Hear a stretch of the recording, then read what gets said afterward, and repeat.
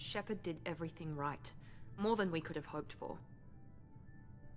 Commander Shepard uncovered the truth. And still, it's not enough. We're at war. No one wants to admit it, but humanity is under attack. But they're sending him to fight Geth. Geth. We both know they're not the real threat. The Reapers are still out there.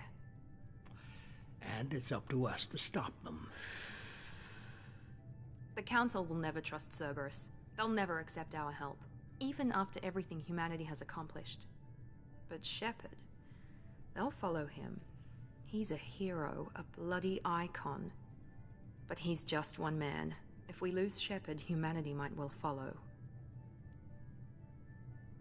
Then see to it that we don't lose him.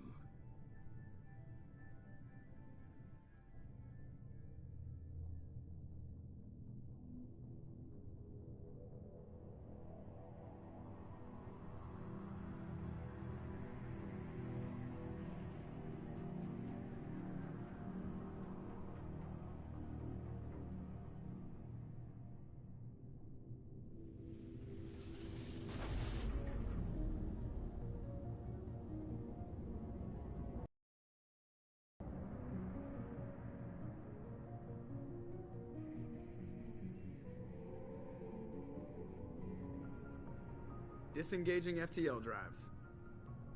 Emission sinks active. Board is green. We are running silent. We're wasting our time. 4 days searching up and down this sector, and we haven't found any sign of Geth activity. 3 ships went missing here in the past month. Something happened to them. My money's on slavers. The Terminus system is crawling with them. Picking up something on the long-range scanner. Unidentified vessel. Looks like a cruiser. Doesn't match any known signatures. Cruiser is changing course. Now on intercept trajectory. Can't be. Stealth systems are engaged. There's no way a Geth ship could possibly... It's not the Geth. Brace for evasive maneuvers!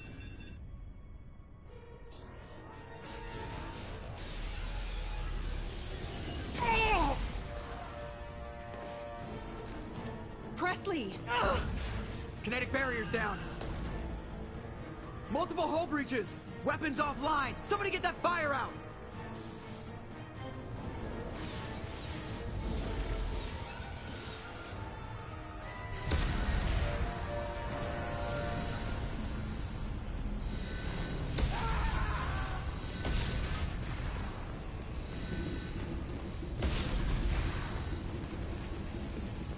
Shepard! Distress beacon is ready for launch. Will the Alliance get here in time?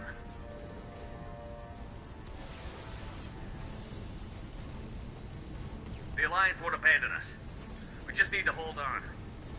Get everyone onto the escape shuttle. Joker's still in the cockpit. He won't evacuate. I'm not leaving either.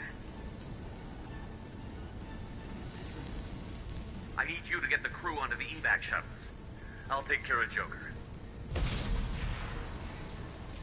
Shepard! Liara, go. Now. Aye, aye.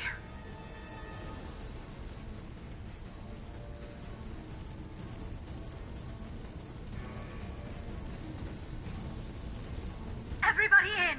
Go, go, go!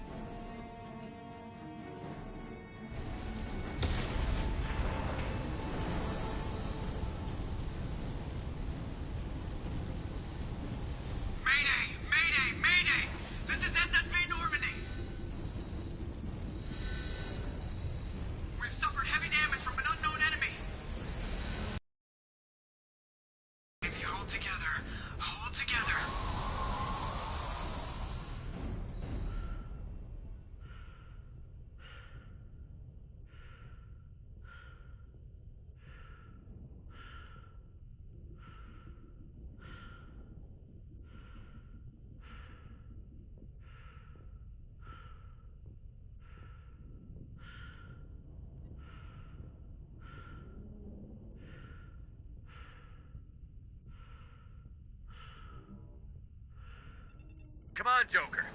We have to get out of here. No, I won't abandon the Normandy. I can still save her. The Normandy's lost. Going down with the ship won't change that. Yeah, okay. Help me up. They're coming around for another attack.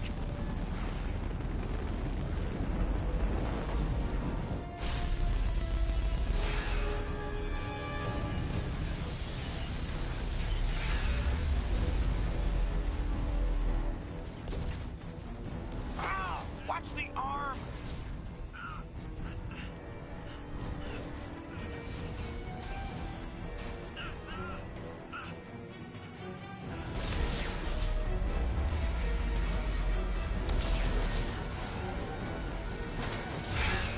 Commander!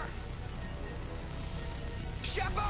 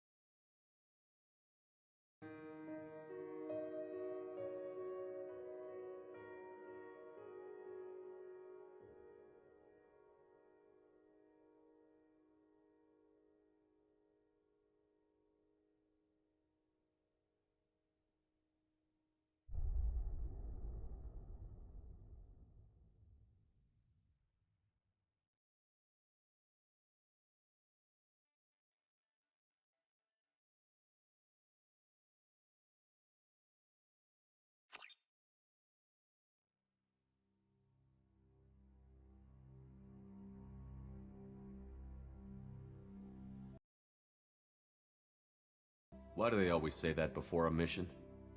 Of course it's routine. You haven't done anything yet. It's everything that happens along the way. The choices you make, the paths you choose, that turn the routine into anything but. Of course, that's how it started. A routine mission, answering a distress call. And look where that got me.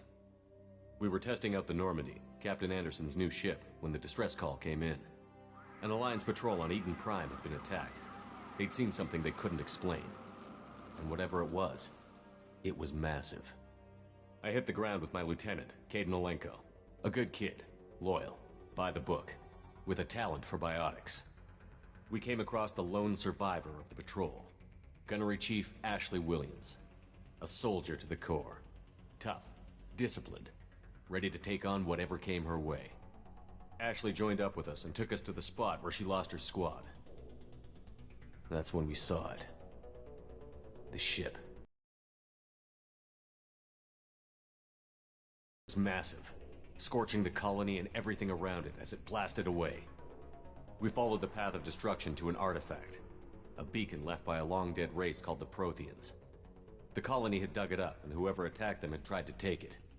Chief Williams made the mistake of getting too close. It hit her with some type of energy. I grabbed her and threw her out of the way. That's when it hit me. Hard. Every muscle in my body went rigid. I couldn't move. Could barely breathe. Everything went black. And then I saw something. A vision. Dream. A nightmare. By the time I woke up, we were halfway to the Citadel on our way to meet the Council. I was expected to explain what I'd seen. Anderson came along. So did Adina, our political representative on the Citadel.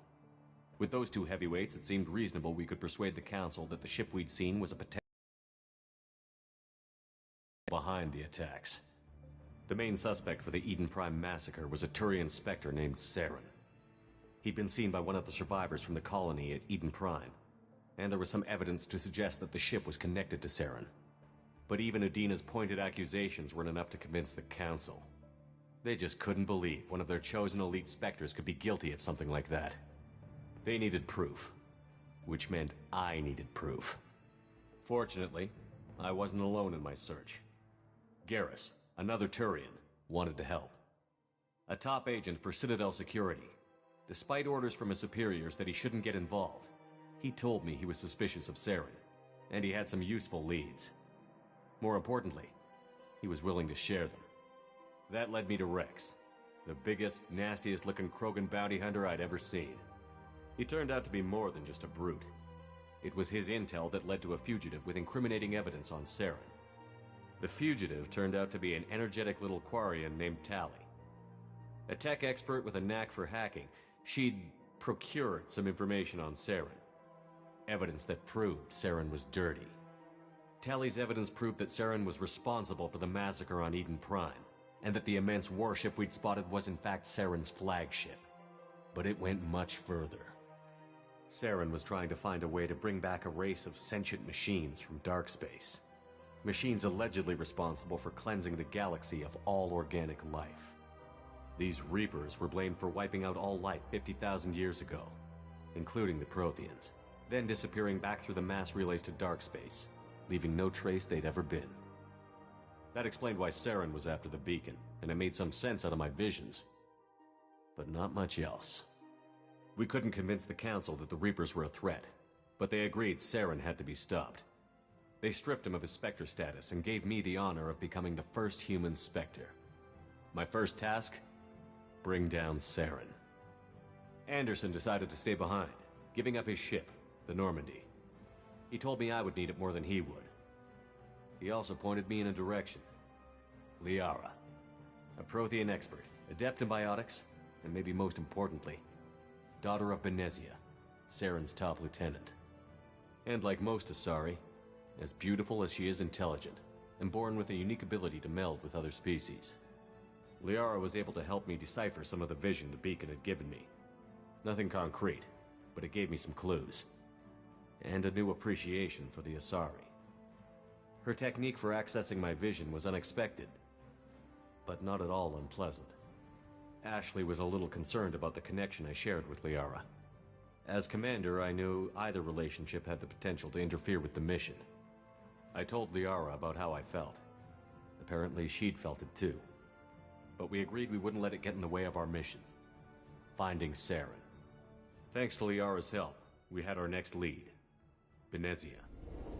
Saren had taken her to Noveria, where he'd enslaved a dangerous race of insect-like creatures, the Rachni. He ordered Benezia to use the same technique Liara had used on me to extract information from the Rachni Queen. The Queen's drones were everywhere, and they weren't happy. We had to fight through hundreds of them to get to Benezia. By the time we arrived, Saren was gone. With the information. I tried to reason with Benezia, but Saren had indoctrinated her. He had somehow acquired the ability to control people's actions and wills. Benezia wouldn't surrender, and Liara was forced to watch her mother die in her arms. And I was left with an angry, dangerous Rachni Queen to deal with. She claimed her drones would do no harm if I released her. But the Rachni had terrorized the galaxy before. I couldn't do it. I wouldn't doom an entire species for past sins. And the Queen was true to her word. She left and took her army of drones with her. With Saren's top lieutenant dead, he was quickly running out of time and places to hide. I tracked him down at his base on Vermeer, but we soon learned it was more than a base of operations. It was a breeding ground. Saren was breeding an army of Krogan.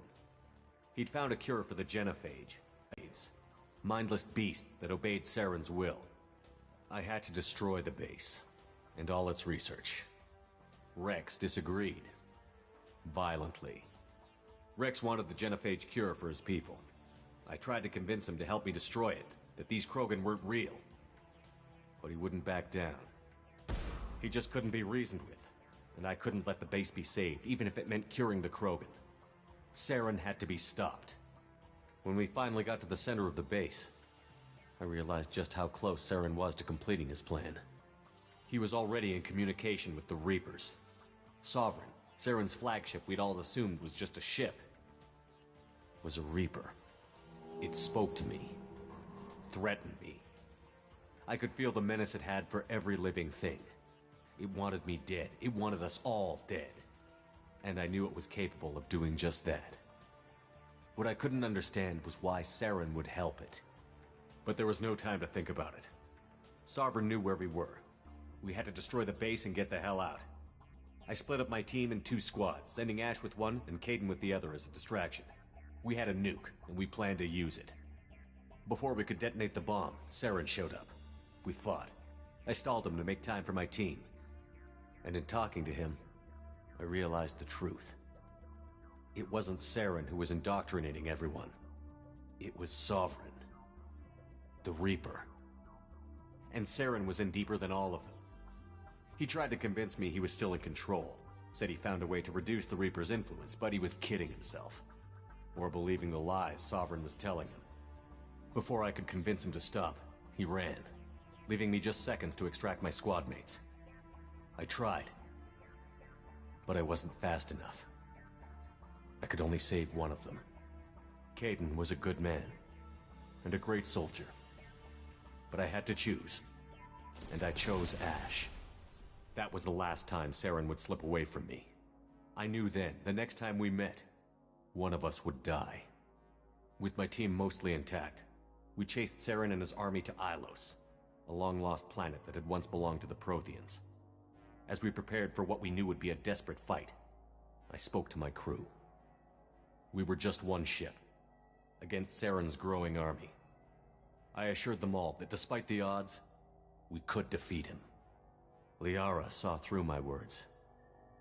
She knew I was hurting after Kaidan's death. She could sense my doubts. We both knew this mission could be our last. Until that moment, we'd put our feelings aside for the sake of that mission. But why wait? We gave in to each other, and it was perfect. While it lasted. We arrived on Ilos, close behind Saren. Once on the planet, we discovered a Prothean databank that helped me put the final pieces of my vision together. The Reapers had come 50,000 years ago, and every 50,000 years before that, each time purging the galaxy of life. The Protheans had fought and died, like every species before them. But a few survived long enough to leave a parting gift. The Protheans had discovered that the Citadel was the key to controlling the mass relays. By sabotaging the Citadel, they found a way to close the relays to dark space, slowing the Reaper's return, giving us the time we needed to find a solution to stop the Reapers once and for all. Saren knew this. He was leading his army to take control of the Citadel and re-establish the relays to dark space, bringing the waiting Reapers here to destroy us all. We followed him to the Citadel. It was intact, but heavily damaged. He had caught the Council fleets by surprise, and they were only now regrouping. And with Sovereign as his flagship, there was little hope the fleets could counterattack with enough strength to take back the Citadel. But Saren was done running, and I was done chasing him. As the Alliance and Citadel fleets battled Saren's army outside, I cornered the Turian bastard in the Citadel tower and confronted him. He died believing that the Reapers would save him. As I fought to regain control of the Citadel, the Council's flagship, the Destiny Ascension, fell under attack. Despite Saren's death, Sovereign and Saren's army continued to fight. The Council was aboard the Destiny Ascension, and they were requesting assistance. But I knew in order to help them, I would have to put our Human Alliance fleet in jeopardy. The Council could be replaced.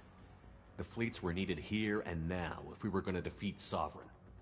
Even with the Citadel back in my control, Saren defeated, and the Normandy leading the combined galactic fleet, the battle against Sovereign, a single Reaper, was relentless.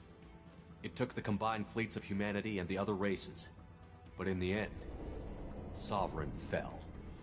But the costs were immense. While humanity's efforts in the war earned us our first seat on the Council, it was a hollow victory. The Reapers were still out there. I knew the fight was far from over, but as the one who'd led the fight against Saren, I was given new responsibilities. The choice of humanity's first counselor was left for me to decide. On the one hand, Udina, the lifetime politician. Ruthless and ambitious, he would easily navigate the political landmines that would soon be put in front of him. The other choice, Captain Anderson, the career soldier. Tough but fair, but a friend, and someone I could trust. Both great leaders in their own right. Anderson didn't want the job, which was a sure sign he'd be perfect for it. No ambition to get in the way. The war was over. The threat had passed. In time, the Council would rebuild itself. The Citadel could be repaired. Even the pain of lost friends would fade. But none of that mattered if the Reapers were still out there. And if they were all as powerful as Sovereign, we had to find a way to stop them. I had to find a way. I gathered my crew, took my ship, and went in search of answers. Officially, the Council would only say I was assigned to cleanup duty, rooting out any remnants of Saren's army. Just another routine mission.